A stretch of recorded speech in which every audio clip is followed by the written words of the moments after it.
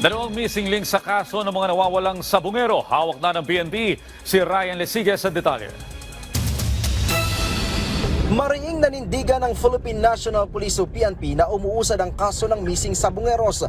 Taliwas ito sa sinasabi ng iilan na usad pagong ang pagkamit sa hustisya sa kaso. Clearly, meron pong direksyon yung ginagawang investigation ng PNP. Sabi nga natin, regardless kung sinong tatamaan, regardless kung sinong lulutang sa ating investigasyon, wala tayong papanigan, kundi katotohanan at hustisya. Katunayan, ayon kay PNP spokesperson Police Brigadier General Jean Fajardo, hawak na ng PNP ang dalawang missing link sa kaso ng mga nawawalang sabungero.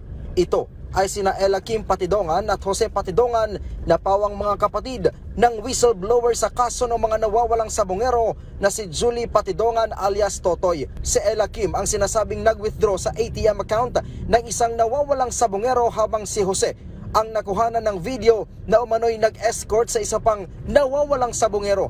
Sinasabing nahuli daw ang dalawa sa isang bansa sa Southeast Asia at dumating sa Pilipinas nitong July 22. Kung matatandaan nyo rin po, may mga lumabas na video na isang taong nakaposas at ine-escortan po ng dalawa. Ang tao po na yon ay si Michael Bautista na isa po sa mga nawawalang missing sabungero. Lumalabas na may warrant of arrest umano si Jose sa kasong robbery habang si Ella Kim naman ay nahuli dahil sa paggamit ng ibang pangalan sa passport bilang Robert Bailon. Nanindigan ng PNP na lehitimo ang paghuli sa dalawa dahil may pakikipagtulungan nito sa Bureau of Immigration at naaprubahan din ang kanilang case operational plan. Kinuha po nila yon, yung dalawang tao po na yon, with no fanfare, with no ingay whatsoever, because these two gentlemen are very critical po sa investigation at na-find out nga po natin, na-confirm natin na itong tao po na ito, si Jose Patidongan, ay meron pong outstanding warrant of arrest. Matapos ang insidente, inalis si Police Brigadier General Romeo Macapas sa CIDG at inilipat sa Police Regional Office 12. Pero paglilinaw ng PNP, walang kinalaman dito ang kaso ng missing sabungeros. Ang paglipat daw kay Macapas sa PRO 12 ay personal nitong kahilingan.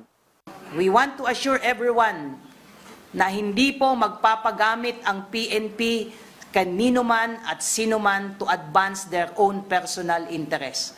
Ang objective lang po ng PNP ay bigyan ng hustisya ang mga nawawalang sabungero at yung kaniyang mga pamilya. Pinasinungalingan din ng PNP ang sinabi ni alias Totoy na pinapapirma umano nila ng bagong affidavit ang pamilya ng mga biktima para baliktarin daw ang kwento. Sa sona ni Pangulong Ferdinand Marcos Jr., tiniyak nito na walang sasantuhin sa gagawing investigasyon sa kaso. Hahabulin at pananagutin natin ang mga utak at mga sangkot, civilian man o opisyal.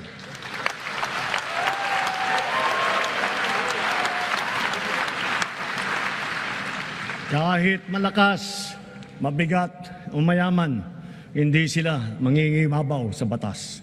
Ryan Lesigas para sa Pambansang TV sa Bagong Pilipinas.